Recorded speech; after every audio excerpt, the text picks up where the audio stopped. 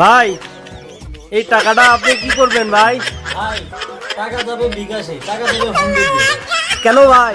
আমার বাংলাদেশের রেমিটেন্স তো জিরো হয়ে যাচ্ছে ভাই। রেমিটেন্সরা যেভাবে দেশ চালাবে সেভাবে চলতে হবে। কেন ভাই? আপনি তো বাংলাদেশের নাগরিক হিসেবে দেশের ব্যাংকে টাকা পাঠানো উচিত ভাই। ভাই দেশের নাগরিক হিসেবে উচিত, কিন্তু আমাদের ভাই বোনের কানে এখনো আমার কানে বাজে।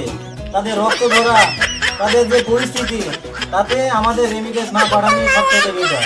ভাই আপনার আল্লাহর দিয়ে লাগে। আমার বাড়ি গোপালগঞ্জ। আমি চাই না যে গোপালগঞ্জের মানুষ পলায় চলে যাবে।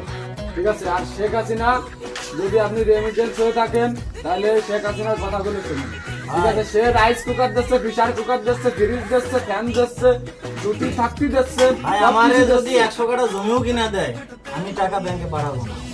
মানে আপনি পাঠাবেন না তো আমি পাঠাবেন না। পাঠাবো না তো পাঠাবো না। আপনি ওই শেখ হাসিনা খানকির মায়ের উপরে আপনার শেখ হাসিনা নানিরে আমি মুখ খারাপ করলাম না, যেহেতু আরে খানকিরি যা করবেন খানকিরি করেন, তো আগে আর কেউ কিছু বলে কোনো টাকা ব্যাংকে যাবে না, সব বিকাশে যাবে, আপনি হুন্ডিতে আপনি যাবে। যদি ব্যাংকে পাঠান তাহলে আপনার এটা ফ্রি ভাই আপনি এখানে আপনার বউকে যদি আমাকে ফিরে দেন, তাও আমি টাকা ব্যাংকে পাঠাবো না।